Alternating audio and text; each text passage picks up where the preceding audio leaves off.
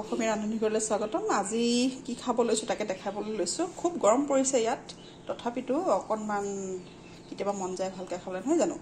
গতিকে আজি মই বনালোঁ চিকেন আৰু অকণমান ৰঙা জলকীয়া আৰু বিলাহীৰে বনাইছোঁ আৰু খুব ধুনীয়া হৈছে দেখিবলৈ, আৰু এই ধৰণে বনালে খাবলৈ খুব ভাল হয়। লগতে এইফালে দুচকল লৈছোঁ তিয়ঁহ, পিঁয়াজ এটুকুৰা আৰু জলকীয়া এটা, এইফালে ভাত আৰু নেমু।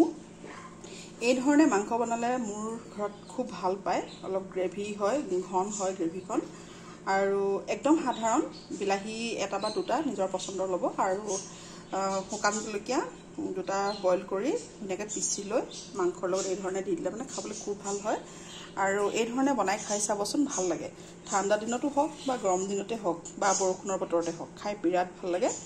এই ধৰণে বনাই খাই চাবচোন, ভাল লাগে। মই অলৰেডি এনেকুৱা ধৰণৰ ভিডিঅ' মই দিছোঁ, যদি আপোনালোকে আকৌ বিচাৰে ক'ব, মই আকৌ বনালে মই ভিডিঅ' কৰিম।